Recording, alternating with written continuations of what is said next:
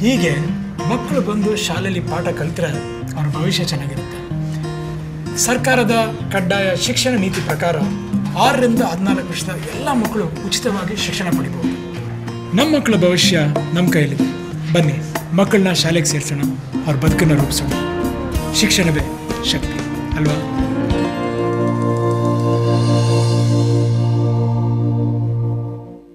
ಮಕ್ಕಳೇ, ಕಿತ್ತೂರಾಣಿ ಚೆನ್ನಮ್ಮನ ಬಗ್ಗೆ ನಿಮ್ಮೆಲ್ಲರಿಗೂ ಗೊತ್ತು. ನಮ್ಮ ಮಕ್ಕಳಲ್ಲೇ ಹಲವಾರು ಕಿತ್ತೂರಾಣಿ ಚೆನ್ನಮ್ಮ, ಒನಕೆ ಓಬವ್ವ, ಮದರ್ ತೆರೇಸಾ, ಸರೋಜಿನಿ ನಾಯ್ಡು ಹಾಗೂ ಕಲ್ಪನಾ ಚಾವ್ಲಾ ಎಲ್ಲ ಇದ್ದಾರೆ. ಇಂಥ ಧೀರ ವನಿತೆಯರೇ ನಮ್ಗೆಲ್ಲ ಸ್ಫೂರ್ತಿ. ಹೆಣ್ಮಕ್ಳನ್ನ ಶಿಕ್ಷಣದಿಂದ ದೂರ ಉಳಿಸಬೇಡಿ, ಅವ್ರಿಗೂ ಕಲಿಯೋ ಅವಕಾಶ ಕೊಡಿ. ಮೂಢನಂಬಿಕೆನ ನಂಬಿ ಅವ್ರನ್ನ ಶಾಲೆಯಿಂದ ದೂರ ಮಾಡಬೇಡಿ. ಹೆಣ್ಣು ಕಲಿತರೆ ದೇಶ ಕಲಿತ ಹಾಗೆ.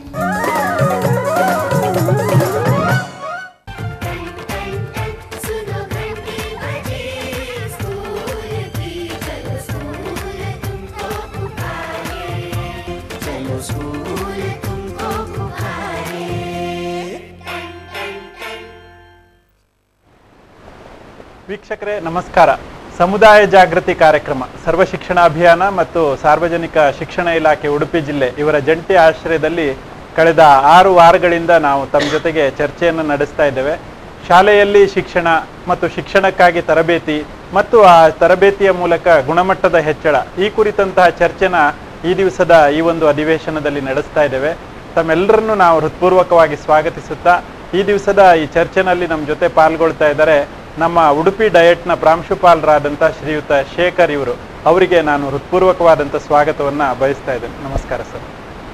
ಹಾಗೆಯೇ ನಮ್ಮ ಕುಂದಾಪುರ BRCಯಲ್ಲಿ ಅಂದರೆ ಕ್ಷೇತ್ರ ಸಂಪನ್ಮೂಲ ಕೇಂದ್ರದಲ್ಲಿ ಸಂಪನ್ಮೂಲ ವ್ಯಕ್ತಿಯಾಗಿರುವಂಥ ಶ್ರೀಯುತ ಉದಯ್ ಗಾಂವ್ಕರ್ ಇವರು ಜಿಲ್ಲಾ ಉತ್ತಮ ಶಿಕ್ಷಕ ಪ್ರಶಸ್ತಿಯನ್ನು ಪಡೆದಿರುವಂಥವರು, ಕತೆಗಾರರು, ಮಕ್ಕಳ ಜೊತೆಗೆ ಒಂದು ಉತ್ತಮವಾದಂಥ ಬಾಂಧವ್ಯವನ್ನು ಇಟ್ಕೊಳ್ತಾ ಈಗ ಶಿಕ್ಷಕರ ಜೊತೆಗೂ ಅಂತಹದ್ದೇ ಸುಮಧುರ ಬಾಂಧವ್ಯದೊಂದಿಗೆ ಉತ್ತಮ ತರಬೇತುದಾರರಾಗಿ ಮೂಡಿ ಬರ್ತಾ ಇರುವಂತಹ ಉದಯ್ ಗಾಂವ್ಕರ್ ಅವರು ನಮ್ಮ ಜೊತೆ ಇದ್ದಾರೆ.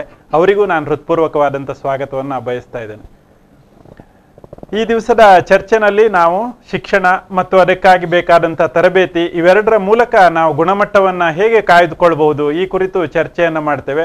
ತಮಗೆ ಈ ಕುರಿತಂತೆ ಚರ್ಚೆಯಲ್ಲಿ ಪಾಲ್ಗೊಳ್ಳುವುದಕ್ಕೆ ಸಂಪೂರ್ಣವಾದಂಥ ಅವಕಾಶವಿದೆ. ಪ್ರಶ್ನೆಗಳಿದ್ದರೆ ದಯವಿಟ್ಟು ಫೋನ್ ಮಾಡಿ ಕೇಳಿ ಅಂತ ಹೇಳ್ತಾ, ಸರ್, ನಮ್ಮ ತರಬೇತಿಗಳು ವಿಶೇಷವಾಗಿ 2 ಬಗೆಯ ತರಬೇತಿಗಳು. ಒಂದು ಶಾಲೆಗೆ ಶಿಕ್ಷಕರಾಗಿ ಸೇರೋದಕ್ಕಿಂತ ಮುಂಚೆ, ಶಾಲೆಗೆ ಸೇರಿದ ಬಳಿಕ. ಇವೆರಡರ ನಡುವೆ ವ್ಯತ್ಯಾಸ ಏನು? ಎಷ್ಟು ದಿನ ನಾವು ಆ ಥರದ ತರಬೇತಿಯನ್ನು ಪ್ರಾಥಮಿಕ ವಿಭಾಗದಲ್ಲಿ ಕೊಡ್ತೇವೆ ಅಂತ? ನಮ್ಮಲ್ಲಿ diet district institute of education and training ಎಂಬ ಒಂದು ಸಂಸ್ಥೆಯಿಂದ ತಾವು ಹೇಳಿದ ಹಾಗೆ ಪೂರ್ವ ಪ್ರಾಥಮಿಕ ಶಿಕ್ಷಣಕ್ಕೆ ಸಂಬಂಧಪಟ್ಟ ಹಾಗೆ ಸೇವೆಯಲ್ಲಿರುವ ಶಿಕ್ಷಕರಿಗೆ ಕೂಡ ತರಬೇತಿಯನ್ನು ಕೊಡುವಂಥ ವಿಷಯ ಇದೆ. ಅದರಲ್ಲಿ ಪೂರ್ವ ಪ್ರಾಥಮಿಕ ಶಿಕ್ಷಣ ಅಂತ ಹೇಳಿದರೆ D.Ed ಕೋರ್ಸ್ ನಾವು ಹೇಳುವಂಥದ್ದು. ಹೀಗೆ D.Ed ಕೋರ್ಸು ಅಂತ ಹೇಳಿದರೆ ಅದು 2 ವರ್ಷದ ಒಂದು ಕೋರ್ಸು. ಅದನ್ನು ನಮ್ಮ ಸಂಸ್ಥೆಯಲ್ಲಿ ಕೊಡ್ತಾರೆ, ವಿವಿಧ ಲೆಕ್ಚರ್ಸ್ ಇದ್ದಾರೆ, ಅವರ ಸಹಕಾರದಿಂದ ಕೊಡಲಾಗ್ತದೆ.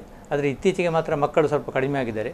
ಆದರೆ ಇನ್ ಸರ್ವಿಸ್ ಟೀಚರ್ಸ್ ಅಂತ ಹೇಳಿದರೆ ನಮಗೆ ರಾಜ್ಯ ಮಟ್ಟದಲ್ಲಿ ಒಂದು ಗುರಿಯ ನಿರ್ಧಾರ ಮಾಡ್ತಾರೆ. ಅದರಲ್ಲಿ ಹೈಸ್ಕೂಲ್ನ ಶಿಕ್ಷಕರಿಗೆ ರಾಷ್ಟ್ರೀಯ ಮಾಧ್ಯಮಿಕ ಶಿಕ್ಷಣ ಅಭಿಯಾನ ಇದರ ಮೂಲಕ ಹಣಕಾಸು ಬರ್ತದೆ, ಕೊಡ್ತೇವೆ ತರಬೇತಿಯನ್ನು. ಹಾಗೆಯೇ ಪ್ರಾಥಮಿಕ ಶಾಲೆಯ ಶಿಕ್ಷಕರಿಗೆ 1 ರಿಂದ 8 ಸರ್ವ ಶಿಕ್ಷಣ ಅಭಿಯಾನದಿಂದ ನಾವು ತರಬೇತಿಯನ್ನು ಕೊಡ್ತೇವೆ.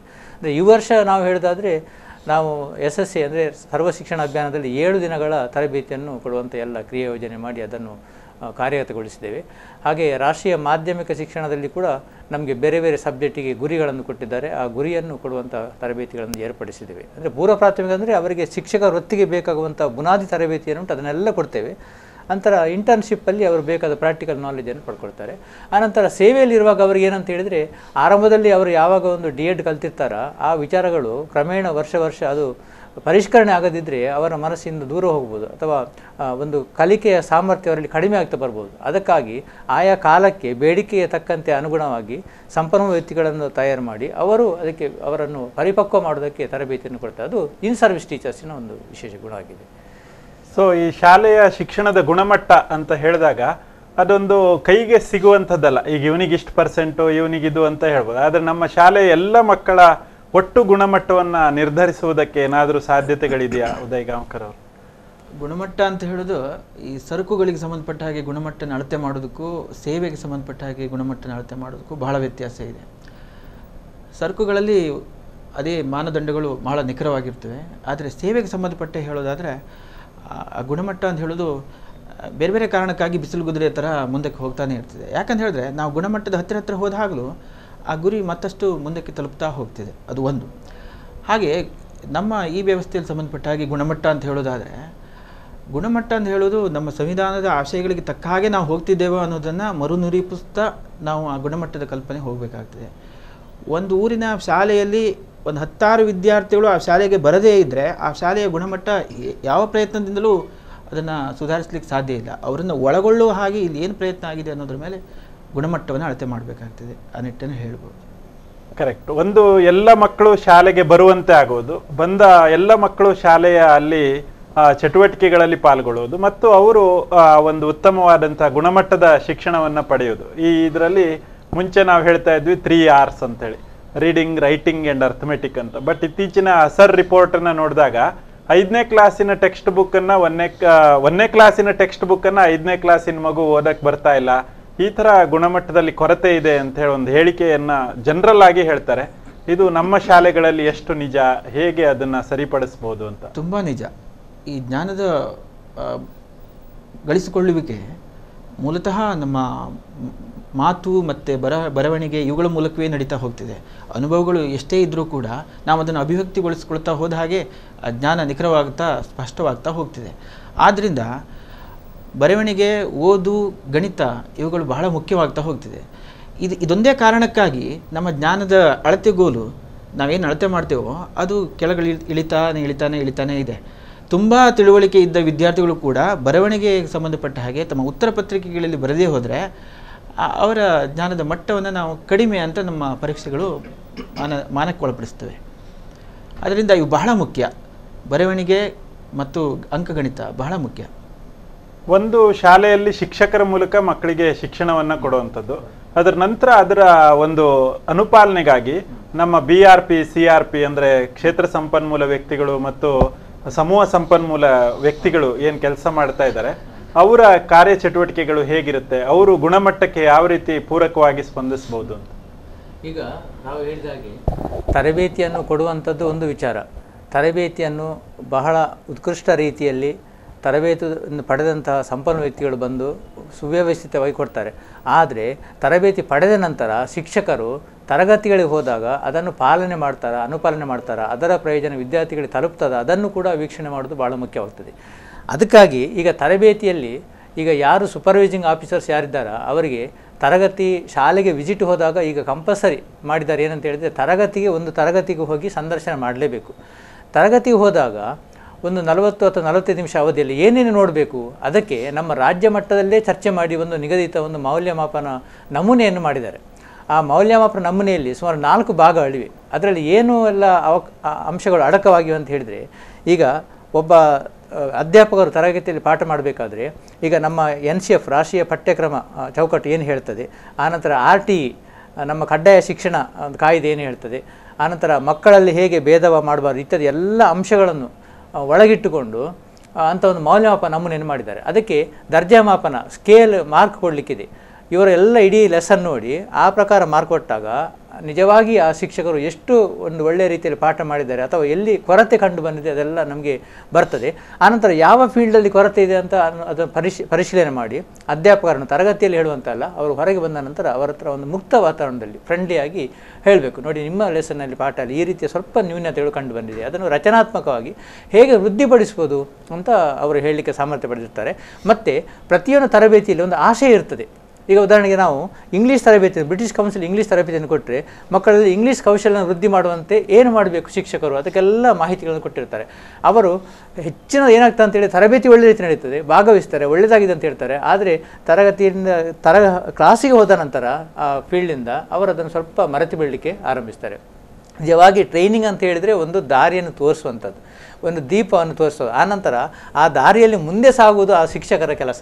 ಅದು ಮಾಡದಿದ್ದರೆ ಕೊಟ್ಟಂಥ ಟ್ರೈನಿಂಗ್ ಅಷ್ಟು ಸಫಲ ಆಗೋದಿಲ್ಲ ಅಂತ ಹೇಳೋದು. ಹಾಗಾಗಿ ಮೌಲ್ಯಮಾಪನ ಮಾಡುವಂಥ ವ್ಯವಸ್ಥೆಗಳಿವೆ. CRPಗಳು ವಿಸಿಟ್ ಮಾಡ್ತಾರೆ, BRPಗಳು ವಿಸಿಟ್ ಮಾಡ್ತಾರೆ. ಆನಂತರ ಮೇಲ್ವಿಚಾರಣಾಧಿಕಾರಿಗಳು ಎಲ್ಲರೂ DDP ಹಂತದವರೆಗೆ, ಆನಂತರ ಅದಕ್ಕಿಂತ ಮೇಲಿನ ಹಂತದವರು ಕೂಡ ಕ್ಲಾಸಿಗೆ ಹೋಗಿ ವಿಸಿಟನ್ನು ಮಾಡ್ತಾರೆ, ಗೈಡೆನ್ಸ್ ಎಲ್ಲ ಕೊಡ್ತಾರೆ. ಹಾಗಾಗಿ ನಡೀತದೆ ಸಿಸ್ಟಮ್ಮು. ಅದು ಎಷ್ಟು ಪರಿಣಾಮಕಾರಿ ಅಂತೇಳಿ ನಾವು ನೋಡಬೇಕಷ್ಟೇ. ನೀವು ಕ್ಷೇತ್ರದಲ್ಲಿ ಕೆಲಸ ಮಾಡ್ತಾ ಇರೋ ಸಂಪನ್ಮೂಲ ವ್ಯಕ್ತಿ, ಎಷ್ಟು ವಿಸಿಟ್ಗಳನ್ನು ನಿಮ್ಗೆ ಮಾಡೋದಕ್ಕೆ ಸಾಧ್ಯವಾಗುತ್ತೆ ಮತ್ತು ಅದರ ಹಿಮ್ಮಾಯಿತಿಯನ್ನು ಹೇಗೆ ಕೊಡೋದಕ್ಕೆ ಸಾಧ್ಯವಾಗುತ್ತೆ? ತಿಂಗಳಿಗೆ 10 ಶಾಲಾ ಭೇಟಿಗಳನ್ನು ನಾವು ಮಾಡಬೇಕಿದೆ. ಆದರೆ ಮಧ್ಯದಲ್ಲಿ ಬೇರೆ ಬೇರೆ ಯಾವುದಾದ್ರೂ ಒತ್ತಡದ ಕೆಲಸಗಳು ಬಂದಾಗ 10 ಭೇಟಿಗಳು ಸಾಧ್ಯವಾಗದೇ ಇರೋ ಸಾಧ್ಯತೆ ಇದೆ. ಸುಮಾರಾಗಿ ನಾವು 10 ಭೇಟಿಗಳನ್ನು ಮಾಡೋ ಪ್ರಯತ್ನವನ್ನು ಮಾಡ್ತೇವೆ. ಆದರೂ ತಿಂಗಳ ಎಲ್ಲ ದಿನಗಳು ಕೆಲಸದ ದಿನಗಳು ಕೂಡ ನಾವು ಶಾಲಾ ಭೇಟಿಯನ್ನು ಇಟ್ಟುಕೊಂಡೇ ನಮ್ಮ ಉಳಿದ ದಿನಗಳನ್ನು ವಿನ್ಯಾಸಗೊಳಿಸ್ತೇವೆ. ಹಾಗೆ ಶಾಲಾ ಭೇಟಿಗೆ ಹೋದಾಗಲೂ ಕೂಡ ದಿನಕ್ಕೆ 1 ಶಾಲೆಯನ್ನು ಅಥವಾ 2 ಶಾಲೆಯನ್ನು ಭೇಟಿ ಮಾಡೋಕ್ಕೆ ಸಾಧ್ಯ ಇದೆ. 1 ತರಗತಿ ಅಥವಾ 2 ತರಗತಿಯನ್ನು ನೋಡಿದಾಗಲೂ ಕೂಡ ನಾವೆಲ್ಲರೂ ಸೇರಿ ಎಲ್ಲ ಶಾಲೆಗಳ ಎಲ್ಲ ಅಧ್ಯಾಪಕರುಗಳ ತರಗತಿಗಳನ್ನು ನೋಡೋಕ್ಕೆ ಸಾಧ್ಯ ಆಗೋದಿಲ್ಲ ನಮಗೆ. ಆದರೂ ಕೂಡ ಶಾಲಾ ಭೇಟಿಗೆ ಹೋಗ್ತಾ ಹೋಗ್ತಾ ಅಲ್ಲಲ್ಲಿ ಕೆಲವರಿಗೆ ಸಲಹೆಗಳನ್ನು ಕೊಡ್ತಾ ಹೋದರೆ ತರಬೇತಿಯ ಅನುಪಾಲನೆ ಚೆನ್ನಾಗಾಗಲಿಕ್ಕೆ ಸಾಧ್ಯ. ಎಲ್ಲರೂ ಕೂಡ ಒಂದು ಟೀಮ್ ಆಗಿ ತಂಡವಾಗಿ ಮಾಡಿದಾಗ ಮೌಲ್ಯಮಾಪನ ಅಂತ ನಾವು ಶಾಲಾ ಭೇಟಿಗಿಂತ ಒಂದು ತಂಡವಾಗಿ ಹೋಗುವ ಮೌಲ್ಯಮಾಪನ ಬಹಳ ಒಳ್ಳೆಯದು. ಒಂದು 4-5 ಜನ ಅಥವಾ 3 ಜನರಾಗುವಷ್ಟು ಒಂದು ತಂಡ ಒಂದು ಶಾಲೆಗೆ ಭೇಟಿ ನೀಡಿ ಅಲ್ಲಿ ಅಧ್ಯಾಪಕರ ಜೊತೆ ಮಾತಾಡಿ ಅವರಿಗೆ ಹಿಮ್ಮಾಹಿತಿಗಳನ್ನು ಒದಗಿಸೋದು ಮತ್ತು ಅವರಿಂದ ಕೆಲವು ಮಾಹಿತಿಗಳನ್ನು ಪಡೆದುಕೊಳ್ಳುವುದು, ತರಬೇತಿಯ ನ್ಯೂನತೆಗಳನ್ನು ಕೂಡ ಅಲ್ಲಿ ಚರ್ಚೆ ಮಾಡೋಕ್ಕೆ ಸಾಧ್ಯ ಇದೆ. ತರಬೇತಿಯ ಅವಧಿಯಲ್ಲಿ ಮಾಡಲಿಕ್ಕೆ ಆಗದಂತಹ ಕೆಲವು ವಿಚಾರಗಳ ಕುರಿತು ಕೂಡ ಶಾಲೆಗೆ ಹೋದಾಗ ಭೇಟಿ ಮಾಡಿ ಮಾತಾಡಲಿಕ್ಕೆ ಸಾಧ್ಯ ಇದೆ. ತರಬೇತಿದಾರರಿಗೂ ಕೂಡ ಅನೇಕ ವಿಚಾರಗಳನ್ನು ತರಬೇತಿಯಲ್ಲಿ ಅವರು ಚರ್ಚಿಸಿರ್ತಾರೆ, ಆದರೆ ತರಗತಿಯಲ್ಲಿ ಅದು ಪ್ರಯೋಗಕ್ಕೆ ಒಳಪಡಲಿಕ್ಕೆ ಸಾಧ್ಯವೇ ಅಂತ ಹೇಳೋದನ್ನು ಅವರು ಗಮನಿಸಿರೋದಿಲ್ಲ. ಅದರಿಂದ ಶಾಲಾ ಭೇಟಿಯ ಹಂತದಲ್ಲಿ ಅವರೂ ಕೂಡ ಹೆಚ್ಚಿನ ಹಿಮ್ಮಾಹಿತಿಯನ್ನು ಪಡೆದುಕೊಳ್ಳೋಕ್ಕೆ ಸಾಧ್ಯ ಇದೆ. ಕೆಲವು ಶಾಲಾ ಭೇಟಿಯ ಸಂದರ್ಭದಲ್ಲಿ ಸರ್ ನಾವೆಲ್ಲ ಹೇಳ್ಕೊಡ್ತೀವಿ, ಆದರೆ ಅವ್ರು ಕಲಿಯೋದೇ ಇಲ್ಲ, ಮನೆಗೆ ಹೋದಾಗ ಓದುವುದಿಲ್ಲ, ಮತ್ತೆ ಪೋಷಕರು ಅವರಿಗೆ ಪೂರಕವಾಗಿ ಸ್ಪಂದಿಸ್ತಾ ಇಲ್ಲ, ಈ ಥರ ನಮ್ಮ ಶಿಕ್ಷಕರು ತಮ್ಮ ಅಳಲನ್ನು ತೋಡ್ಕೊಳ್ತಾರೆ. ಅವರಿಗೆ ನೀವು ಯಾವ ರೀತಿ ಹೇಳೋದಕ್ಕೆ ಇಷ್ಟಪಡ್ತೀರಾ? ನಿಜವಾಗಿ ಮಕ್ಕಳು ನಮ್ಮ ಮಾತು ಕೇಳೋದಿಲ್ಲ ಅಥವಾ ಪೋಷಕರು ನಮಗೆ ಬೆಂಬಲ ಕೊಡೋದಿಲ್ಲ. ನಿಜವಾಗಿ ಒಬ್ಬ ಉತ್ತಮ ಶಿಕ್ಷಕ ಆ ರೀತಿಯ ಮಾತನ್ನು ಹೇಳುವಂಥ ಅವಕಾಶ ಇಲ್ಲ. ಯಾಕಂದರೆ ಅದು ಅವರ ಒಂದು ಕಾರ್ಯವೈಖರಿಯನ್ನು ಪ್ರತಿಫಲಿಸ್ತದೆ. ಅವನು ಪೋಷಕರ ಮಾತು ಅವರು ಕೇಳುವುದಿಲ್ಲ ಅಂತ ಹೇಳಿದರೆ ಅವರನ್ನು ಮೋಟಿವೇಟ್ ಮಾಡೋದು ಅಥವಾ ಪ್ರೇರಣೆಗೊಳಿಸುವಂಥ ಕೆಲಸವನ್ನು ಶಿಕ್ಷಕರು ಮಾಡಬೇಕು. ಹಿಂದೆ ಒಂದು ಗಾದೆ ನೆನಪಿರ್ಬೋದು, ಅದರಲ್ಲಿ good teacher teachers, better teacher guides, best teacher inspires ಅಂತ. ಅದು ವಾಕ್ಯ ಅಥವಾ ಮಾತು ಈಗಲೂ ಕೂಡ ಇಟ್ ಹೋಲ್ಡ್ಸ್ ಗುಡ್. ಹಾಗಾಗಿ ಶಿಕ್ಷಕರು ವಿದ್ಯಾರ್ಥಿಗಳು ನಿಜವಾಗಿ ವಿದ್ಯಾರ್ಥಿಗಳ ಮನಸ್ಸನ್ನು ಕೇಂದ್ರೀಕರಿಸಿ ಅಥವಾ ಮನಸ್ಸನ್ನು ಸೆಳೆದು ಅವನು ಏನು ಬೋಧನೆ ಮಾಡ್ತಾನೆ ಅದನ್ನು ಬೋಧಿಸಿದರೆ ಖಂಡಿತ ಮಕ್ಕಳು ಕೇಳ್ತಾರೆ, ಕೇಳದಿರುವವರು ಯಾರಿಲ್ಲ. ಮತ್ತು ಈಗಿನ ನಮ್ಮ ಒಂದು ಕಾಯ್ದೆಯಲ್ಲಿ ಕೂಡ ಹಾಗೆ ಶಿಕ್ಷಕರೇ ಅದಕ್ಕೆ ಕಾರಣಕರ್ತರು. ಒಂದು ವಿದ್ಯಾರ್ಥಿ ಒಂದು ವೇಳೆ ನಿಗದಿತ ಸಾಮರ್ಥ್ಯವನ್ನು ಗಳಿಸೋದಕ್ಕೆ ವಿಫಲನಾದರೆ ಆಗ ಖಂಡಿತ ಆ ಶಿಕ್ಷಕರು ಜವಾಬ್ದಾರಿ ಅಂತಲೇ ಈಗ ನಮ್ಮ ಇಲಾಖೆ ಹೇಳ್ತದೆ, ಅದು ಹೇಳಬೇಕು ಕೂಡ. ಹಾಗಾಗಿ ಅವರ ಬೋಧನಾ ತಂತ್ರಗಾರಿಕೆಯಲ್ಲಿ ಏನೋ ಒಂದು ನ್ಯೂನತೆ ಉಂಟು, ಅದನ್ನು ಶಿಕ್ಷಕರು ಏನು ಮಾಡಬೇಕಂತೇಳಿ ಪರಿಶೀಲನೆ ಮಾಡಿ ಅಥವಾ ಅದನ್ನು ಪರೀಕ್ಷಿಸಿ ಅದನ್ನು ತಿದ್ದುಪಡಿ ಮಾಡಿಕೊಂಡು ಇನ್ನೊಂದು ಸರಿಯಾದ ರೂಪದಲ್ಲಿ ಅವರು ಮಾರ್ಗದಲ್ಲಿ ಹೋಗಬೇಕಾಗ್ತದೆ. ಹಾಗೆ ವಿದ್ಯಾರ್ಥಿಗಳ ಮೇಲೆ ಅಥವಾ ಪೋಷಕರ ಮೇಲೆ ಸಮಾಜದ ಮೇಲೆ ಅವರು ಕಲಿಯಿಲ್ಲ ಅಂತ ಹೇಳಿದರೆ ಅದು ನಮ್ಮ ಶಿಕ್ಷಣ ಇಲಾಖೆ ಅಥವಾ ತಜ್ಞರು ಅದು ಒಪ್ಪುವಂಥ ವಿಚಾರ ಅಲ್ಲ. ಆತ್ಮವಿಮರ್ಶೆ ಮಾಡಿಕೊಂಡು ಅವರು ಕಾರ್ಯವೈಖರಿ ಬದಲಾವಣೆ ಮಾಡಿಕೊಂಡು ಯಾವ ರೀತಿಯಲ್ಲಿ ಸುಧಾರಣೆ ಆಗಬೇಕು ಅಥವಾ ಮಾಡಿಕೊಂಡು ಹೋಗಬೇಕಂತ ಅವರ ಜವಾಬ್ದಾರಿ ಅಂತ ನಾನು ಹೇಳಲಿಕ್ಕೆ ಇಷ್ಟಪಡ್ತೀನಿ. ಈ ಥರ RTನಲ್ಲೂ ಹೇಳ್ತು ಮಕ್ಕಳಿಗೆ ಶಿಕ್ಷೆಯನ್ನು ಕೊಡಬಾರ್ದು ಅಂತ. ಆದರೆ ನಾವು ಸಣ್ಣವರಿರುವಾಗ ಶಾಲೆಗಳಲ್ಲಿ ತುಂಬ ಏಟು ತಿಂದವರು, ಹಾಗಾಗಿ ನಮಗೆ ಮಕ್ಕಳಿಗೆ ಹೊಡೆಯೋಕ್ಕೊಂದು ಅಧಿಕಾರ ಇದೆ ಅಂತ ಹೇಳಿ ವಾದ ಮಾಡುವಂಥ ಒಂದು, ಮತ್ತು ನಮ್ಮ ಹೆದರಿಕೆನೇ ಇಲ್ಲದೆ ಇದ್ದಾಗ ಅವರು ಕಲಿಯೋದೇ ಇಲ್ಲ ಸರ್, ಈ ಥರದ ಹೇಳಿಕೆಗಳು ಶಿಕ್ಷಕರಿಂದ ಆಗಾಗ್ಗೆ ಬರ್ತಾ ಇರುತ್ತೆ. ಈ ಶಿಕ್ಷೆ ಮತ್ತು ಶಿಕ್ಷಣ ಎಷ್ಟು ಪರಸ್ಪರ ಪೂರಕ ಅನ್ನೋದ್ರ ಬಗ್ಗೆ ಒಂಚೂರು. ಈ ಥರದ ಹೇಳಿಕೆಗಳು ಬರ್ತಾನೆ ಇರ್ತವೆ. ಈಗಲೂ ಕೂಡ ನಮ್ಮ ತರಬೇತಿಗಳು ನಡೆಯುವಾಗ ಈ ಥರದ ಸಂಘರ್ಷಗಳು ನಡೀತವೆ. ಒಂದು ತಲೆಮಾರು ಇನ್ನೊಂದು ತಲೆಮಾರು ನಡುವೆ ಈ ಥರದ ಆಲೋಚನೆ ಅಭಿಪ್ರಾಯಗಳು ಭಿನ್ನಾಭಿಪ್ರಾಯ ಇದ್ದೇ ಇರ್ತದೆ. ತರಬೇತಿ ಬೇಕಾಗಿರೋದೇ ಆ ಸಂದರ್ಭದಲ್ಲಿ. ಸಮಾಜದ ಮೌಲ್ಯಗಳು ಬದಲಾದ ಹಾಗೆ ನಮ್ಮ ಆಲೋಚನೆಗಳನ್ನು ಮುರಿದು ಕಟ್ಟುವಂತಹ ಕೆಲಸ ನಡಿಬೇಕಾಗ್ತಿದೆ. ಇದು ನಿಧಾನವಾಗಿ ನಡೀತಾನೆ ಹೋಗ್ತಿದೆ, ಆದರೆ ಆ ವೇಗದಲ್ಲಿ ನಡೆಯೋದಿಲ್ಲ. ತರಬೇತಿಗಳು ಒಂದು ಕೆಟಲಿಸ್ಟ್ ಆಗಿ ವೇಗವರ್ಧಕವಾಗಿ ಕೆಲಸ ಮಾಡಬೇಕು. ಅವರ ಆಲೋಚನೆಗಳನ್ನು ಸಮಾಜದ ವೇಗದಲ್ಲೇ ಅವರ ಆಲೋಚನೆಗಳು ಇರೋ ಹಾಗೆ ಮಾಡಬೇಕಾಗ್ತದೆ. ಒಂದು ಕಾಲದಲ್ಲಿ ತರಗತಿಯಲ್ಲಿ ಗಲಾಟೆ ಆದರೆ ಗುಂಪಾಗಿ ಮಾತಾಡ್ತಾ ಇದ್ದರೆ ಅಲ್ಲಿ ಅದು ಕೆಟ್ಟ ತರಗತಿ ಅಂತಲೇ ಭಾವಿಸೋ ಕಾಲ ಇತ್ತು. ಇವತ್ತು ಗುಂಪು ಚಟುವಟಿಕೆ ನಡೀತಾ ಇದೆ ಅಂತ ಹೇಳಿದ್ರೆ ಕಲಿಕೆ ನಡೀತಾ ಇದೆ ಅಂತ ಹೇಳೋ ಒಂದು ಪರಿಸ್ಥಿತಿ ಇದೆ. ಈ ದೊಡ್ಡ ಬದಲಾವಣೆಯನ್ನು ಎರಡು ಬೇರೆ ಬೇರೆ ತಲೆಮಾರಿನ ಜನ ಬಂದು ಒಟ್ಟಿಗೆ ಕೂತ್ಕೊಂಡು ಮಾತಾಡಿದರೆ ಇದನ್ನು ತಪ್ಪೆ ಅಂತ ಹೇಳ್ಬೋದು, ಪರಸ್ಪರ ತಪ್ಪು ಅಂತ ಮಾತಾಡ್ಬೋದು. ಆದರೆ ನಿಧಾನವಾಗಿ ಆಗಿರೋ ಬದಲಾವಣೆಗಳು, ತರಬೇತಿಗಳಿಂದ ಆಗಿರೋ ಬದಲಾವಣೆಗಳು ಇವತ್ತು ಯಾರೂ ಅಷ್ಟಾಗಿ ಮಾತಾಡೋದಿಲ್ಲ. ಪೆಟ್ಟು ಹೊಡೆದರೆ ಕಲಿಕೆ ಆಗುತ್ತೆ ಅಂತ ಹೇಳುವ ಮಾತನ್ನು ಅಷ್ಟಾಗಿ ನಮ್ಮ ಈ ತಲೆಮಾರಿನ ಅಧ್ಯಾಪಕರುಗಳು ಒಪ್ಕೊಳ್ಳೋದಿಲ್ಲ. ಇದೊಂದು ಥರದ ಕಾಲಘಟ್ಟದ ಸಂಘರ್ಷ ಅಂತ ಹೇಳ್ಬೋದು. ಈ ತರಬೇತಿಯಲ್ಲಿ 3 ಹೆಚ್ಚುಗಳು ಕೆಲಸ ಮಾಡುತ್ತೆ ಅಂತ ಹೇಳ್ತಾರೆ. ಒಂದು ಹೆಡ್, ಒಂದು ಹಾರ್ಟ್, ಮತ್ತೊಂದು ಹ್ಯಾಂಡ್ ಅಂತ ಹೇಳಿ. ಅಂದರೆ ಹೆಡ್ಡಿಗೆ ಸಂಬಂಧಪಟ್ಟಂತೆ ಜ್ಞಾನ ವಲಯದ ವಿಷಯಗಳನ್ನು ಬಹಳ ಸುಲಭವಾಗಿ ಹೇಳ್ಬೋದು, ಪ್ರಿಂಟ್ಔಟ್ಸ್ ಕೊಡ್ಬೋದು. ಮತ್ತು ಹ್ಯಾಂಡ್ಸ್ ಆನ್ ಅವರು ಈಗ ಇಂಗ್ಲೀಷನ್ನು ಕಲಿಸ್ಬೇಕು ಅಂದರೆ ಯಾವ ರೀತಿ ನಾವು ಚಟುವಟಿಕೆಗಳನ್ನು ಮಾಡಬೇಕು ಅದನ್ನು ಹ್ಯಾಂಡ್ಸ್ ಮೂಲಕ, ಮತ್ತೆ ಅದು ಹಾರ್ಟ್ ಅಂದರೆ ತಾನು ಅದರಲ್ಲಿ ತೊಡಗಿಕೊಳ್ಬೇಕು. ಈ ಅಂಶಗಳನ್ನು ತರಬೇತಿಯಲ್ಲಿ ಹೇಗೆ ಆಟಿಟ್ಯೂಡ್ ಮತ್ತು ಸ್ಕಿಲ್ಸಿಗೆ ಸಂಬಂಧಪಟ್ಟ ಹಾಗೆ ಹೇಗೆ ಅಳವಡಿಸೋಕೆ ಸಾಧ್ಯ ಆಗುತ್ತೆ? ತರಬೇತಿ ಕೊಡುವಾಗ ಸಂಪನ್ಮೂಲ ವ್ಯಕ್ತಿಗಳು ನಮಗೆ ಒಂಥರ ಕ್ಯಾಸ್ಕೇಡ್ ಮೋಡ್ ಅಂತ ಹೇಳ್ತೇವೆ. ನಾವು ತರಬೇತಿ ಕೊಡಲಿಕ್ಕೆ ಯಾರು ಸಮರ್ಥ ವ್ಯಕ್ತಿಗಳಂತ ಹೇಳಿ ನಾವು ಶಿಕ್ಷಕ ಸಮುದಾಯದಲ್ಲಿ ಒಂದು ಆಯ್ಕೆ ಮಾಡಿಕೊಳ್ತೇವೆ. ಆಯ್ಕೆ ಮಾಡಿ ಅವರಿಗೆ ಆ ತರಬೇತಿಯಲ್ಲಿ ಯಾವ ಅಂಶಗಳು ಒಳಗೊಳ್ಳಬೇಕು ಎಂಬುದರ ಬಗ್ಗೆ ರಾಜ್ಯ ಮಟ್ಟದಲ್ಲಿ ಪರಿಣತರು ತರಬೇತಿಯನ್ನು ಕೊಡ್ತಾರೆ. ಒಂದು ಕರೆ ಇದೆ. ಹಾಂ, ಆಯ್ತು ಆಯ್ತು. ಹಲೋ, ನಮಸ್ಕಾರ. ತಮ್ಮ ಹೆಸರು? ಹಾ, ಹೇಳಿ ಮಂಜುನಾಥ್ ಅವರೇ. ಸರ್, ಏನಂದ್ರೆ ತರಬೇತಿಗಳ ಕೊಡುವ ಉದ್ದೇಶ ಒಳ್ಳೆ ಉದ್ದೇಶ ಇಟ್ಕೊಂಡು ನಮ್ಮ ಇಲಾಖೆ ಕೊಡ್ತಾ ಇರುತ್ತೆ. ಹೌದು. ಆದ್ರೆ ಕೆಲವೊಂದು ಶಿಕ್ಷಕರು ಅದರಲ್ಲಿ ಸಕ್ರಿಯವಾಗಿ ಪಾಲ್ಗೊಳ್ತಾರೋ ಇಲ್ಲೊಂದೊಂದು ಪ್ರಶ್ನಾರ್ಥಕ ಚಿಹ್ನೆ ಇರುತ್ತಲ್ವಾ? ಹೌದು ಹೌದು. ಅಲ್ಲಿ ಅಂದ್ರೆ ಎಲ್ಲ ತರಬೇತಿ ಎಲ್ಲರೂ ಪಡ್ಕೊಳ್ಳೋದು ಅದನ್ನ ತರಗತಿಯಲ್ಲಿ ಇಂಪ್ಲಿಮೆಂಟ್ ಮಾಡ್ತಾರಾ ಇಲ್ಲೊಂದು ಒಂದು ದೃಷ್ಟಿಕೋನ ಇಟ್ಕೊಳ್ಬೇಕಾಗ್ತದೆ. ಅದನ್ನ ಫಾಲೋಅಪ್ ಯಾವ ತರ ಮಾಡ್ತಾ ಇರ್ತಾರೆ ಇಲಾಖೆ, ಯಾವ ರೀತಿಯಲ್ಲಿ ಅದಕ್ಕೆ ಇದ್ ಮಾಡ್ತಾರೆ ಅಂತ.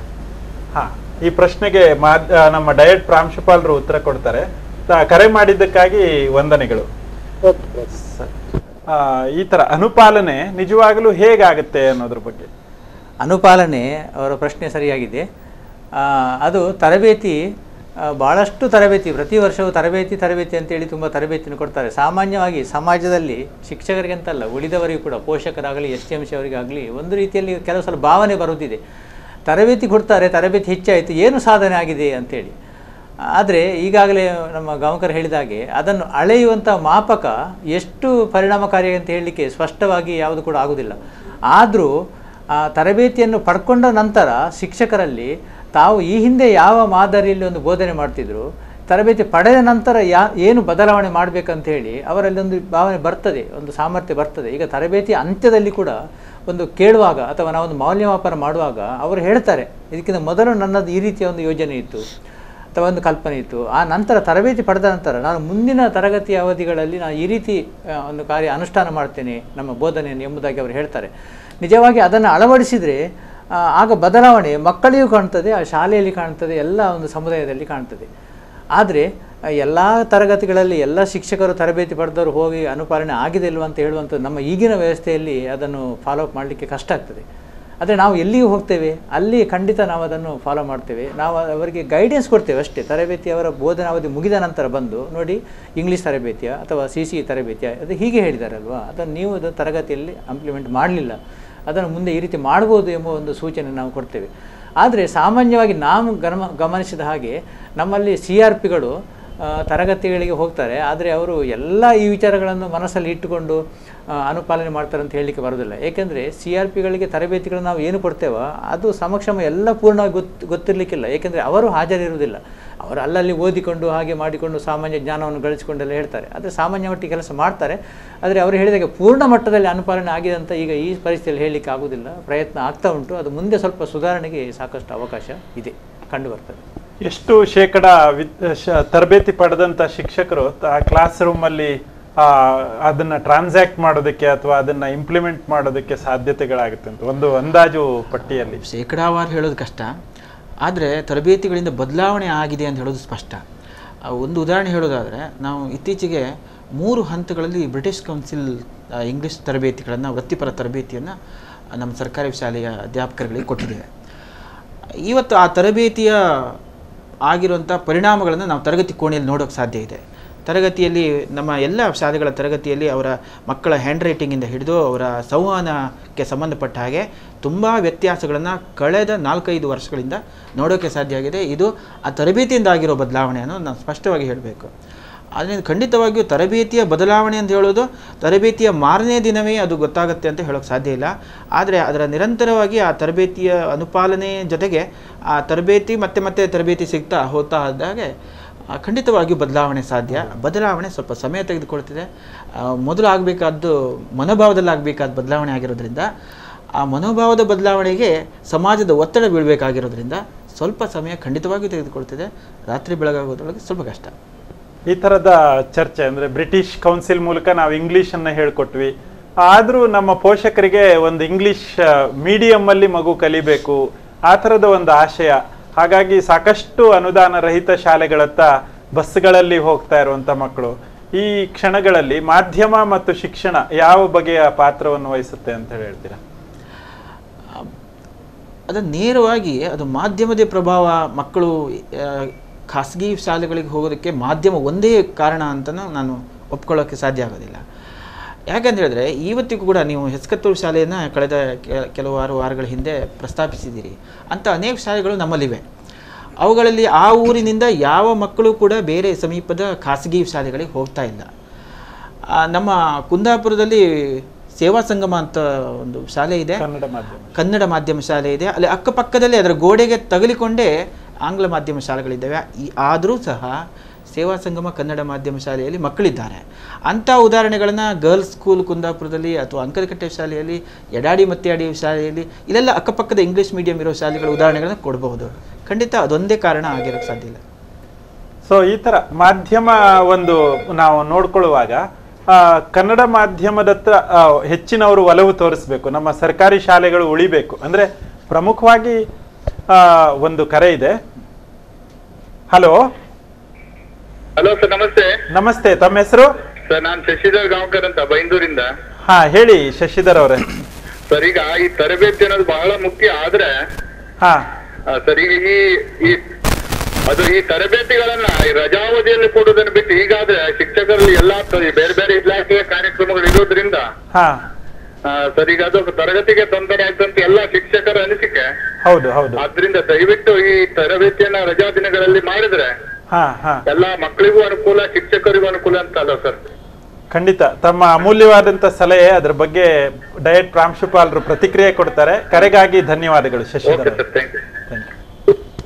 ಸರ್, ಈ ತರಬೇತಿ ಅವಧಿ ವಿಶೇಷವಾಗಿ ಜನವರಿ, ಫೆಬ್ರವರಿ, ಮಾರ್ಚ್, ಹೆಚ್ಚಾಗಿ ಒಂದು ವರ್ಷದ ಅಂತ್ಯ ಆ ಟೈಮಲ್ಲಿ ನಾವು ಪಾಠಗಳನ್ನ ಮುಗಿಸ್ತೀವಿ ಮತ್ತು ಅದನ್ನ ಪುನರಾವಲೋಕನ ಮಾಡ್ತೀವಿ. ಈ ಸಂದರ್ಭದಲ್ಲಿ ತುಂಬಾ ತರಬೇತಿಗಳನ್ನ ಹಮ್ಮಿಕೊಳ್ಳೋದ್ರಿಂದ ಶಾಲೆಗಳಲ್ಲಿ ಒಂದ್ ಕಡೆ ಶಿಕ್ಷಕರಿಲ್ಲ ಅನ್ನುವಂತ ಪರಿಸ್ಥಿತಿ, ಪುನರಾವಲೋಕನಕ್ಕೆ ಅವಕಾಶಗಳು ಕಡಿಮೆ ಆಗುತ್ತೆ. ಇದ್ರ ಬಗ್ಗೆ ಹೇಗೆ ನಾವು ಯೋಜಿಸಬಹುದು?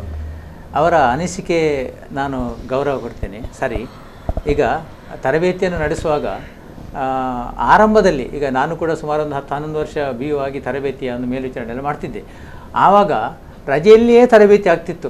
ರಜೆಯಲ್ಲಿ ಎಲ್ಲ ರಜೆ ಬಂದ ತಕ್ಷಣ ಒಂದು ಪ್ಯಾಕೇಜ್ ಮಾಡಿ ತರಬೇತಿಗಳು ಯಾವ ಟೈಮಲ್ಲಿ ಅಂತೇಳಿ ಮಾಡಿ ಶಿಕ್ಷಕರು ಬರ್ತಿದ್ರು, ಭಾಗವಹಿಸ್ತಿದ್ರು, ಹೀಗೆಲ್ಲ ನಡೆದು ಹೋಗ್ತಿತ್ತು. ಕೊನೆಗೆ ಶಿಕ್ಷಕ ಸಮುದಾಯದಲ್ಲಿ ಏನಾಯ್ತು ಅಂತ ಹೇಳಿದ್ರೆ, ನಮಗೆ ರಜೆ ಬಹಳ ಅಮೂಲ್ಯವಾದ ದಿನ.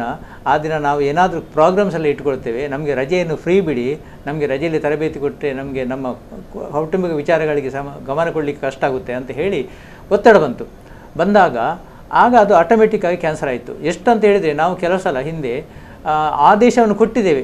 ಆನಂತರ ಈಗ ನಾನು ಯಾರನ್ನು ದೂರುವಂತ ಅಲ್ಲ, ಶಿಕ್ಷಕರ ಸಂಘಟನೆ ಇವರೆಲ್ಲ ನಮ್ಮ ರಾಜ್ಯ ಮಟ್ಟದಲ್ಲಿ ಅಧಿಕಾರಿಗಳೆಲ್ಲ ಹೇಳಿ ಅಥವಾ ರಿಕ್ವೆಸ್ಟ್ ಮಾಡಿ ಅಲ್ಲಿಂದ ಪುನಃ ಆದೇಶವನ್ನು ಚೇಂಜ್ ಮಾಡಿಸ್ತಿದ್ರು. ಹಾಗೆ ಒಂದು 2-3 ವರ್ಷ ಹಾಗೆಯೇ ಆಗಿತ್ತು.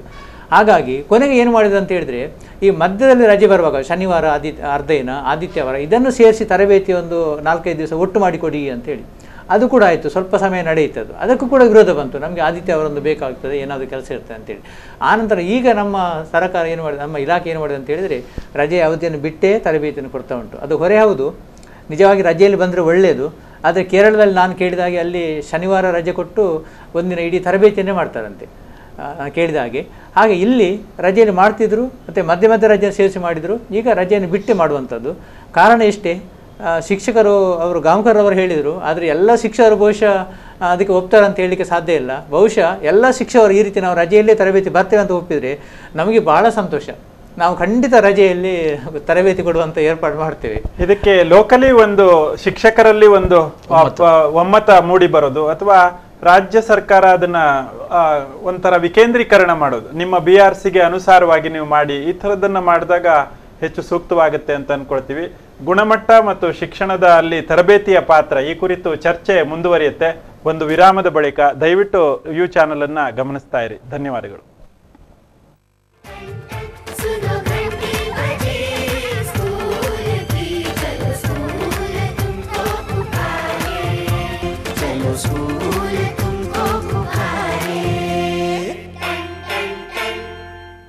ಬಿಡು ಏನದು ಗಲಾಟೆ? ಬರ ಇಲ್ಲಿ, ಬಾಯಲ್ಲಿ ಬಾಯಲ್ಲಿ ಇಲ್ಲಿ ಕೈ ಚಾಚಿ ಬರ್ಕೊಳ್ಳೋ ಅಂದರೆ ಗಲಾಟೆ. ನಿಲ್ಲಿ. ಶಿಕ್ಷಕ ಅಂದ್ರೆ ಶಿಕ್ಷೆ ಕೊಡೋರು ಎಂಬ ಭಾವನೆ ಮಕ್ಕಳಲ್ಲಿ ಬೆಳೆಯಲು ಅವಕಾಶ ಕೊಡಬೇಡಿ. ಎಲ್ಲರೂ ನಿಮ್ಮಿಂದ ವಿದ್ಯೆ ಕಲಿಯಕ್ಕೆ ಬಂದವರು. ಇವರಲ್ಲಿ ತಾರತಮ್ಯ ಮಾಡಬೇಡಿ. ಗುಣಮಟ್ಟದ ಶಿಕ್ಷಣಕ್ಕೆ ಪ್ರೋತ್ಸಾಹ ಕೊಡಿ. ಶಿಕ್ಷಣ ಹಕ್ಕು ಕಾಯ್ದೆ ಪ್ರಕಾರ ಮಕ್ಕಳಿಗೆ ದೈಹಿಕ ಹಾಗೂ ಮಾನಸಿಕ ಹಿಂಸೆ ನೀಡುವಂತಿಲ್ಲ. ಮಕ್ಕಳನ್ನು ಪ್ರೀತಿಯಿಂದ ಮಾತಾಡಿಸಿ ಆಸಕ್ತಿ ಬೆಳೆಸಿ. ಇನ್ನೊಂದು ವಿಷಯ, ಜನ್ಮ ದಿನಾಂಕ ದಾಖಲೆಗೆ ಒತ್ತಾಯಿಸಬೇಡಿ. ಅವರ ಪೋಷಕರಿಂದ ಮಾಹಿತಿ ಪಡೆದು ನೇರವಾಗಿ ಶಾಲೆಗೆ ಸೇರಿಸ್ಕೊಳ್ಳಿ.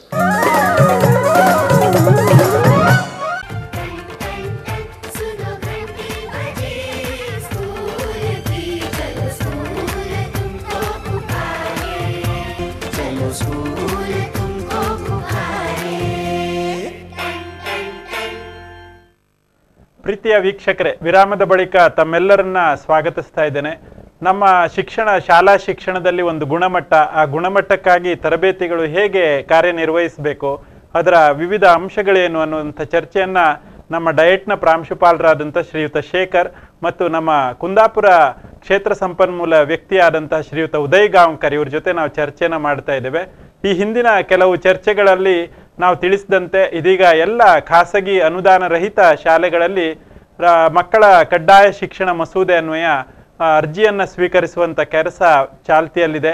ಇದನ್ನು ಅರ್ಜಿಗಳನ್ನು ಸಲ್ಲಿಸುವಲ್ಲಿ ಯಾವುದೇ ತೊಂದರೆಗಳಿದ್ದರೆ ಹತ್ತಿರದ ನಮ್ಮ ಕ್ಷೇತ್ರ ಶಿಕ್ಷಣಾಧಿಕಾರಿಗಳ ಕಚೇರಿಯಲ್ಲಿ ತಾವು ಅರ್ಜಿಗಳನ್ನು ಸಲ್ಲಿಸಬಹುದು ಅನ್ನೋದನ್ನು ತಮಗೆ ನೆನಪು ಮಾಡ್ತಾ ಇದ್ದೇವೆ.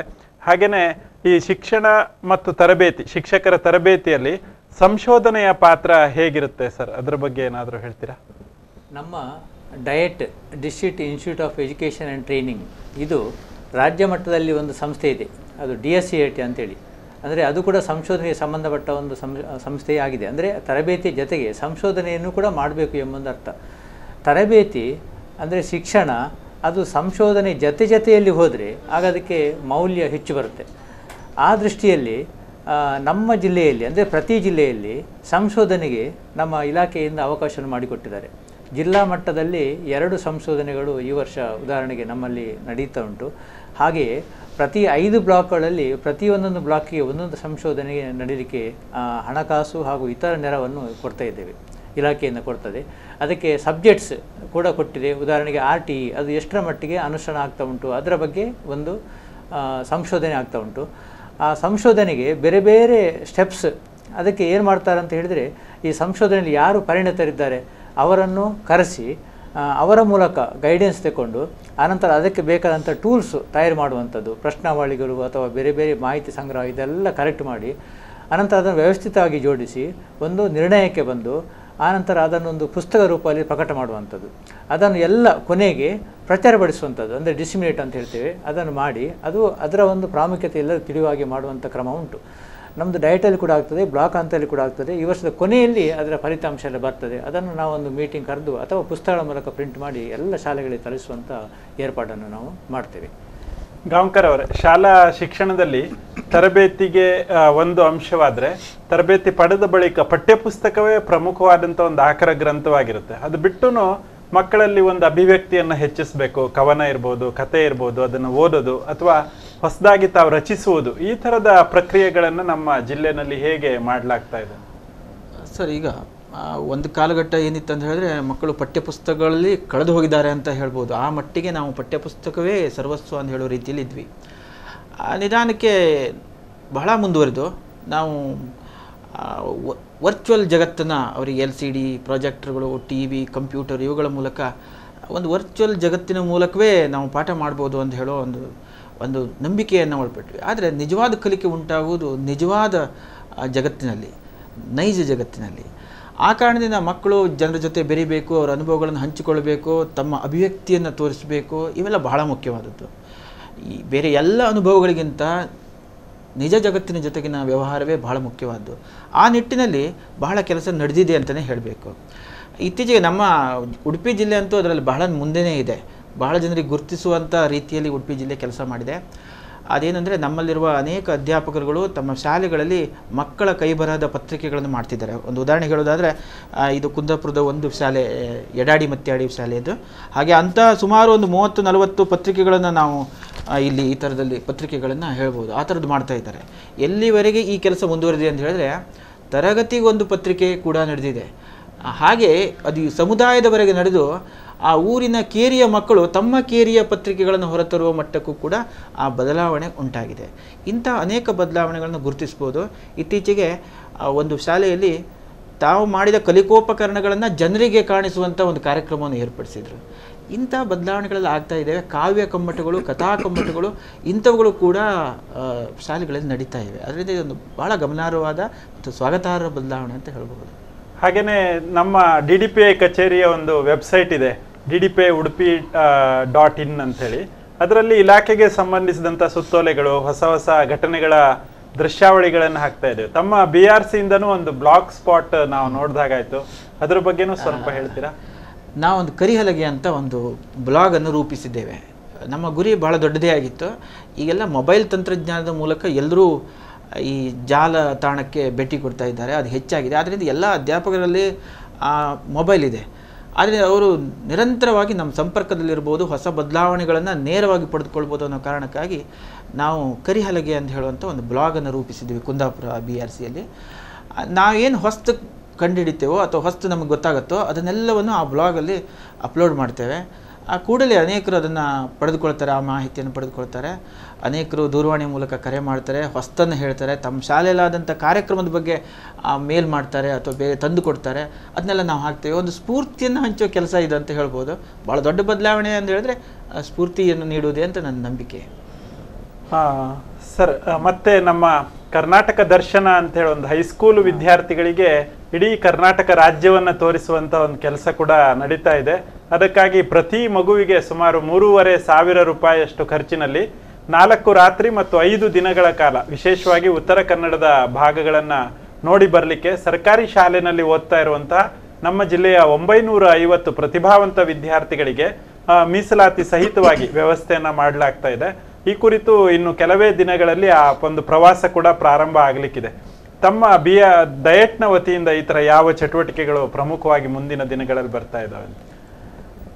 ಈಗ ತಾನೇ ನಾವು ಒಂದು ವಿಷಯದ ಬಗ್ಗೆ ಸ್ವಲ್ಪ ಚರ್ಚೆ ಮಾಡಿದ್ದೇವೆ. ಏನಂತ ಹೇಳಿದರೆ, ಈಗ ತರಗತಿಗಳಲ್ಲಿ ಬೋಧನೆ ಆಗುವಂಥ ಸಮಯದಲ್ಲಿ ಮೌಲ್ಯಮಾಪನ ಹೇಗೆ ಆಗ್ತದೆ, ಅಂದರೆ ಅನುಷ್ಠಾನ ಆಗುತ್ತದ ತರಬೇತಿಯಲ್ಲಿ ಕಲಿತಂಥ ಅಂಶಗಳು ಎಂಬ ಒಂದು ವಿಷಯ.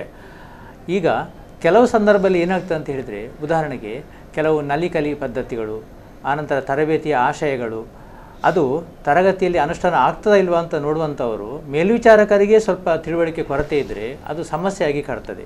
ನಲಿಕಲಿಯಲ್ಲಿ ಶಿಕ್ಷಕರಿಗೆ ಗೊತ್ತಿದೆ, ಅವರು ಒಂದು ರೀತಿಯಲ್ಲಿ ಬೋಧನೆ ಮಾಡ್ತಾರೆ, ಆದರೆ ಮೇಲ್ವಿಚಾರಕರು ಹೋಗಿ ಅದು ತಪ್ಪು ಇನ್ನೊಂದು ರೀತಿಯಲ್ಲಿ ಆಗಬೇಕು ಅಂತ ಹೇಳಿದರೆ ಆಗ ಶಿಕ್ಷಕರು ಗೊಂದಲಕ್ಕೆ ಈಡಾಗುವಂಥ ಸಾಧ್ಯತೆ ಇದೆ. ಅದಕ್ಕಾಗಿ ನಮ್ಮ ಈಗಿನ DSCRTಯ ಡೈರೆಕ್ಟರ್ ಅವರು SR ಮನಹಳ್ಳಿ ಅಂತೇಳಿ, ಅವರು ಬಂದದಷ್ಟು ಒಂದು 2 ತಿಂಗಳಾಯಿತು. ಅವರೊಂದು ಹೊಸ ಕಲ್ಪನೆಯನ್ನು ನಮ್ಮ ಮುಂದೆ ಇಟ್ಟಿದ್ದಾರೆ. ಯೋಜನೆ ಏನಂತ ಹೇಳಿದರೆ, ನೋ ಕಾಸ್ಟ್, ಹಣ ಇಲ್ಲದಿದ್ದರೂ ಕೂಡ ಒಂದು ಯೋಜನೆ. ಫೆಬ್ರವರಿ 2nd ವೀಕಲ್ಲಿ 2 ದಿನಗಳ ಕಾಲ CRPಯಿಂದ ಹಿಡಿದದ್ದು DDPಯವರೆಗೆ ಜಿಲ್ಲೆಯಲ್ಲಿ ಯಾರು ಈ ಮೇಲ್ವಿಚಾರಕರಿದ್ದಾರೆ, ಕೊಠಡಿ ಬೋಧನೆಯ ಮೇಲ್ವಿಚಾರಕರಿದ್ದಾರೆ, ಅವರಿಗೆಲ್ಲ 2 ದಿನ ಅದು ವಿಶೇಷವಾದ ಒಂದು ತರಬೇತಿಯನ್ನು ಕೊಡುವಂಥದ್ದು ಅಥವಾ ಕಾರ್ಯಾಗಾರವನ್ನು ಮಾಡುವಂಥದ್ದು.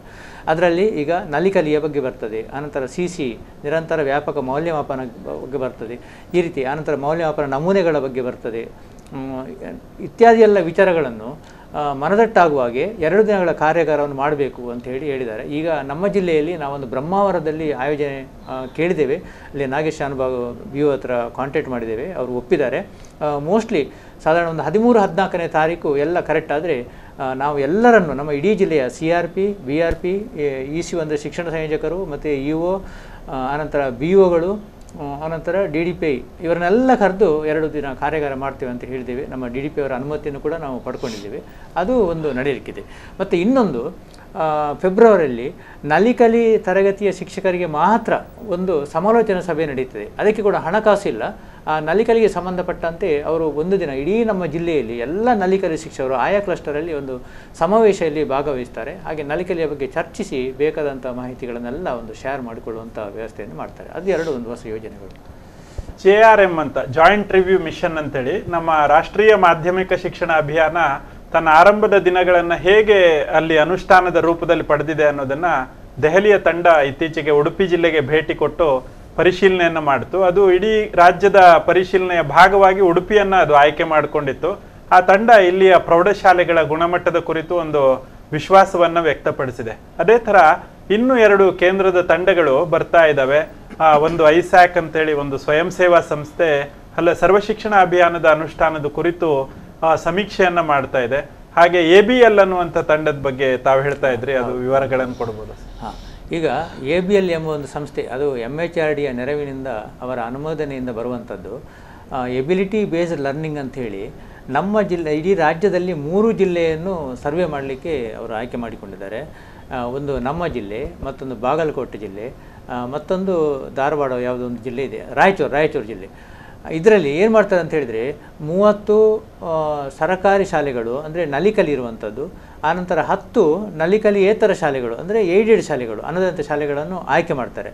ಆಯ್ಕೆ ಮಾಡಿ ಸುಮಾರು ಒಂದು 2 ವಾರಗಳ ಕಾಲ ಅಲ್ಲಿ ಸ್ವಯಂ ಸೇವಕರು ಬಂದು ಆ ಶಾಲೆಗಳಲ್ಲಿ ಬೇರೆ ಬೇರೆ ರೀತಿಯಲ್ಲಿ ಒಂದು ರೀತಿಯ ಮೇಲ್ವಿಚಾರಣೆ ಅಥವಾ ಒಂದು ಪರಿಶೀಲನೆ ಮಾಡ್ತಾರೆ. ಅಂದರೆ ಶಾಲೆಗೆ ಯಾವ ರೀತಿಯಲ್ಲಿ ತೊಂದರೆ ಆಗುವುದಿಲ್ಲ, ಅವರ ದೈನಂದಿನ ಪಾಠ ಚಟುವಟಿಕೆಗಳು ನಡೀತವೆ, ಅದರ ಮಧ್ಯೆಯಲ್ಲಿ ಅವರು ಪರಿಶೀಲನೆ ಮಾಡ್ತಾರೆ. ಇದಕ್ಕೆ ಸ್ವಯಂ ಸೇವಕರನ್ನು ಕೂಡ ನಮ್ಮ ಜಿಲ್ಲೆಯಲ್ಲೇ ಆಯ್ಕೆ ಮಾಡಲಿಕ್ಕಿದೆ. B.Ed ಆದಂಥ ಸ್ವಯಂ ಸೇವಕರು ಮತ್ತು ತಲಾ ಒಂದೊಂದು ಬ್ಲಾಕಿಂದ 2 ಜನ BRP ಅಥವಾ CRP ಯಾರಿದ್ದಾರೆ ಅವರನ್ನು ಆಯ್ಕೆ ಮಾಡ್ತದೆ. ಅವರಿಗೆ ವಿಶೇಷವಾದ ತರಬೇತಿಯನ್ನು ಬೆಂಗಳೂರಲ್ಲಿ ಕೊಡ್ತಾರೆ. ಆ ತರಬೇತಿ ಪಡ್ಕೊಂಡು ಬಂದು ಅವರು ಶಾಲೆಗಳಿಗೆ ಹೋಗಿ ಆ ಶಾಲೆಯ ಒಂದು ಮೌಲ್ಯಮಾಪನವನ್ನು ಮಾಡ್ತಾರೆ. ಆನಂತರ ಅದರ ರಿಪೋರ್ಟ್ ಏನಾಗ್ತದೆ, ಅದು ಕೇಂದ್ರ ಸರ್ಕಾರಕ್ಕೆ ಹೋಗ್ತದೆ. ನಮ್ಮ ಕರ್ನಾಟಕ ಸರ್ಕಾರದಲ್ಲಿ ಆಯ್ಕೆ ಮಾಡಿದಂಥ ಕೆಲವು ಶಾಲೆಗಳು ಹೇಗಿವೆ, ಅದರ ಆಧಾರದಲ್ಲಿ ನಮ್ಮ ರಾಜ್ಯ ಹೇಗಿದೆ ಎಂಬುದನ್ನು ಕೂಡ ತುಲನೆ ಮಾಡುವಂಥ ಒಂದು ಕೆಲಸ ಆಗ್ಬೋದು. ಅದರ ಪರಿಣಾಮ ಏನಂತ ಈಗ ಇದುವರೆಗೆ ಗೊತ್ತಿಲ್ಲ. ಅಂತೂ ABL ಬರ್ತದೆ, ಅದರ ಸಮೀಕ್ಷೆ ಆಗ್ತದೆ. ಅದು ಕಾರ್ಯಕ್ರಮವನ್ನು ನಾವು ನೆರವೇರಿಸುವ ಒಂದು ಹಂತದಲ್ಲಿ ಇದ್ದೇವೆ. ಅದಕ್ಕಾಗಿ 30 ಶಾಲೆಗಳನ್ನು ರ್ಯಾಂಡಮ್ ಆಗಿ ಆಯ್ಕೆ ಮಾಡ್ತಾರೆ, ನಮಗೆ ಹೇಳಲಿಕ್ಕೆ ಆಗೋದಿಲ್ಲ. ಹಾಗಾಗಿ ನಾವು ಈಗಾಗಲೇ ಸೂಚನೆ ಕೊಟ್ಟಿದ್ದೇವೆ ಎಲ್ಲ ವಲಯದ ಬ್ಲಾಕ್ ಕ್ಷೇತ್ರ ಸಂಪನ್ಮೂಲ ಸಮನ್ವಯಾಧಿಕಾರಿಗಳಿಗೆ. ಅವರದ್ದು Annexure B ಯಲ್ಲಿ ಎಲ್ಲ ಶಾಲೆಗಳದ್ದು ಮಾಹಿತಿಯನ್ನು ಅಪ್ಲೋಡ್ ಮಾಡಲಿಕ್ಕಿದೆ. ಮಾಡಿದ ನಂತರ ನಮ್ಮ ರಾಜ್ಯ ಮಟ್ಟದಲ್ಲಿ ಅವರು ರ್ಯಾಂಡಮ್ ಆಗಿ ಶಾಲೆಗಳನ್ನು ಆಯ್ಕೆ ಮಾಡಿ ಇನ್ಫಾರ್ಮೇಷನ್ ಕೊಡ್ತಾರೆ. ಆ ನಂತರ ABL ಸರ್ವೆ ನಡೀತದೆ. ಗಾಂವ್ಕರ್ ಅವರೇ, ಪರೀಕ್ಷೆ ಒಂದು ಹಂತ, ಪಠ್ಯಪುಸ್ತಕಗಳನ್ನು ನಾವು ಹೇಳಿದ್ವಿ, ಪಠ್ಯಪುಸ್ತಕ ಇಲ್ಲದ ಶಿಕ್ಷಣ ಕೂಡ ಸಾಧ್ಯ ಇದೆ ಅಂತ ಹೇಳಿ. ಹಾಗೆ ಪರೀಕ್ಷೆ ಇಲ್ಲದ ಶಿಕ್ಷಣ ಕೂಡ ಬರಬೇಕು ಅನ್ನೋದು ಒಂದು ಆಶಯ. ಅಂದ್ರೆ ಒಂದು ರೀತಿಲಿ ಅದು ನಿರಂತರ ವ್ಯಾಪಕ ಮೌಲ್ಯಮಾಪನ ಅಂತ ಹೇಳ್ತಾ ಮಗುವಿಗೆ ಆ ಪರೀಕ್ಷೆಯ ಒತ್ತಡವನ್ನ ಮೀರಿ ನಿಲ್ಲುವುದಕ್ಕೆ ಸಾಧ್ಯವಾಗುವಂತೆ. ಹಾಗೇನೆ ಶಿಕ್ಷಣದ ಒಂದು ಭಾಗವಾಗಿ ಸಹಪಠ್ಯ ಚಟುವಟಿಕೆಗಳು, ಇವುಗಳ ಜೋಡಣೆ ಹೇಗಿರಬೇಕು ನಮ್ಮ ಶಾಲೆಯ ಭಾಳ ಹಿಂದೆ ನಾವು ಪಠ್ಯ ಪೂರಕ, ಪಠ್ಯೇತರ ಈ ಥರದ ಪದಗಳನ್ನೆಲ್ಲ ಬಳಸ್ತಿದ್ವಿ, ಸಹಪಠ್ಯ. ಆದರೆ ಈ ರಚನಾವಾದಿ ತತ್ವಗಳ ಆಧಾರದ ಮೇಲೆ ಕಲಿಕೆಯನ್ನು ನಾವು ಮರುನಿರೂಪಿಸ್ತಾ, ಕಲಿಕೆ ಅಂದರೆ ಏನು, ಜ್ಞಾನ ಕಟ್ಟಿಕೊಳ್ಳುವುದೇನು, ಈ ಬಗ್ಗೆ ಮಾತಾಡ್ತಾ ಸಹಪಠ್ಯ ಅಂತ ಹೇಳುವುದು ಒಂದು ಹೊಸದೇನಲ್ಲ. ತರಗತಿ ಕೋಣೆ ಎಲ್ಲ ವಿಧಾನಗಳಲ್ಲಿ ನಡೆಸುವಂಥ ಎಲ್ಲ ಚಟುವಟಿಕೆಗಳು ಕೂಡ ಪಠ್ಯವೇ, ಪಠ್ಯಕ್ಕೆ ಸಂಬಂಧಪಟ್ಟದ್ದೇ, ಆತನ ಕಲಿಕೆಗೆ ಪೂರಕವಾಗಿ ಇರ್ತದೆ. ಆದ್ದರಿಂದ ಬರೀ ಪಠ್ಯಕ್ಕೆ ಸಂಬಂಧಪಟ್ಟ ಹಾಗೆ ಪುಸ್ತಕಗಳ ಒಳಗಡೆ ನಡೆಯುವಂತಹ ಚಟುವಟಿಕೆಗಳೇ ಕಲಿಕೆ ಆಗಲಾರದು. ಆತ ತರಗತಿ ಕೋಣೆಯಿಂದ ಹೊರಗಡೆ ತರಗತಿ ಕೋಣೆಗೆ ಸಂಬಂಧಪಟ್ಟ ಹಾಗೆ ಮಾಡುವ ಎಲ್ಲ ಕೆಲಸಗಳು ಕೂಡ ಅವುಗಳನ್ನ ಪಠ್ಯ ಅಂತಲೇ ಕರಿಬೇಕು ಅನ್ನೋದು ನನ್ನ ವಾದ.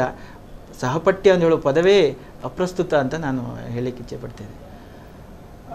ಆ ಥರದ ಚಟುವಟಿಕೆಗಳಲ್ಲಿ ತೊಡಗಿಕೊಂಡಾಗ ಈ ಹಿಂದಿನ ತಲೆಮಾರಿನಿಂದ ಬಂದಂಥ ಪೋಷಕರನ್ನ ನಾವು ಹೇಗೆ ಅವರಿಗೆ ಆ ವಿಷಯವನ್ನ ಕನ್ವಿನ್ಸ್ ಮಾಡ್ಬೋದು ಅಂಥೇಳಿ, ಅಂದರೆ ಸ್ವಲ್ಪ ಅದನ್ನ ಅವರು ಸ್ವೀಕರಿಸುವುದಕ್ಕೆ, ಶಿಕ್ಷಕರು ಸ್ವೀಕರಿಸುವುದಕ್ಕೆ ನಮ್ಮ ತರಬೇತಿಗಳು ಮುಂತಾದವುಗಳು ಸಹಾಯ ಮಾಡ್ತವೆ. ಆದರೆ ಪೋಷಕರು ಅಲ್ಲಿ ಪರೀಕ್ಷೆನೇ ಇಲ್ವಂತೆ, ನಮಗೆ ಮಾರ್ಕ್ಸ್ಗಳನ್ನೇ ಕೊಡಲ್ವಂತೆ ಅಂತ ಹೇಳಿದಾಗ ಆ ಶಿಕ್ಷಣ ಸರಿ ಇಲ್ಲ, ಕಳಪೆ ಅಂತ ಹೇಳಿ ಭಾವಿಸ್ಬಿಡುವಂಥ ಹೆದರಿಕೆ ಇಲ್ವಾ ಅಂತ ಭಯ ಇದ್ದೇ ಇರ್ತದೆ.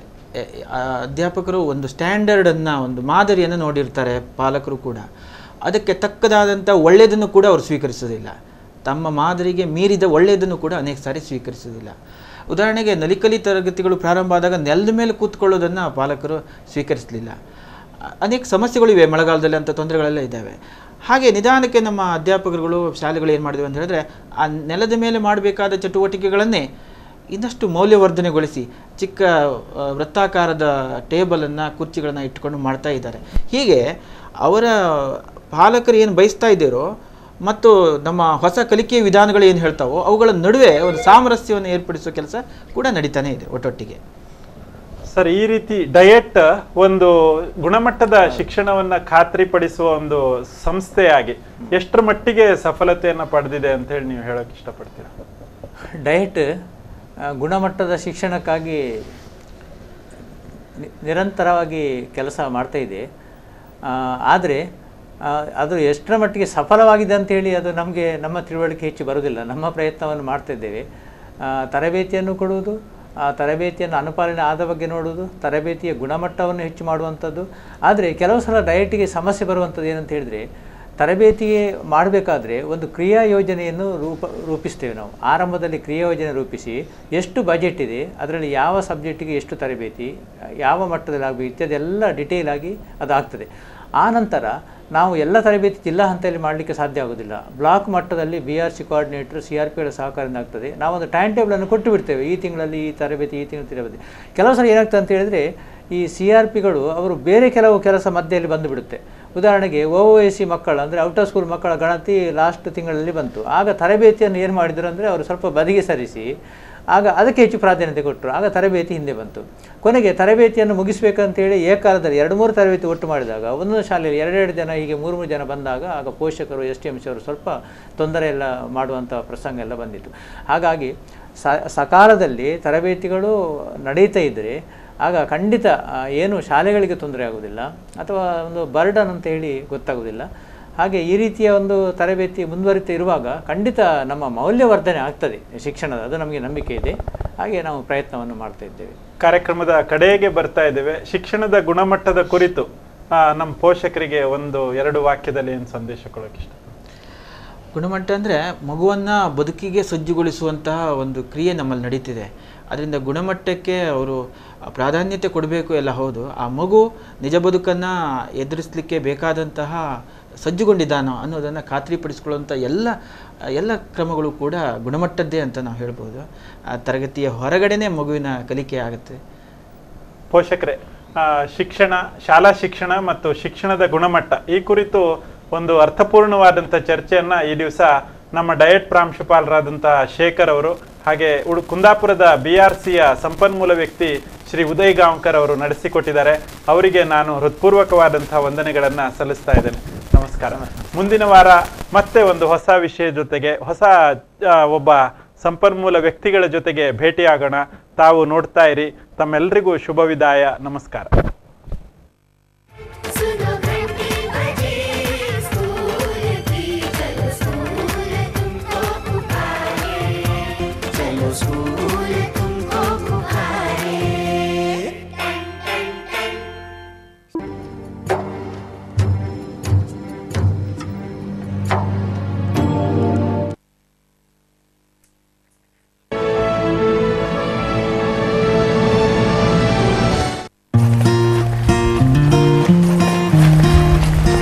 ಮಕ್ಕಳು ಶಾಲೆಗೆ ಹೋಗೋದನ್ನು ನೋಡಿದ್ರೆ ನನಗೆ ತುಂಬ ಖುಷಿಯಾಗುತ್ತೆ. ನೆನಪಿರಲಿ, ಇದು ಅವ್ರ ಹಕ್ಕು. ಸರ್ಕಾರದ ಕಡ್ಡಾಯ ಶಿಕ್ಷಣ ನೀತಿ ಪ್ರಕಾರ 6 ವರ್ಷದಿಂದ 14 ವರ್ಷದ ಎಲ್ಲ ಮಕ್ಕಳು ಉಚಿತವಾಗಿ ಶಿಕ್ಷಣ ಪಡಿಬೋದು. ಈ ಹಕ್ಕನ್ನು ಅವ್ರಿಗೆ ಕೊಡಿಸೋದು ನಮ್ಮೆಲ್ಲರ ಕರ್ತವ್ಯ. ಬನ್ನಿ, ಸರ್ಕಾರದ ಜೊತೆ ಕೈ ಜೋಡಿಸೋಣ. ಶಿಕ್ಷಣವೇ ಶಕ್ತಿ ಅಲ್ವಾ?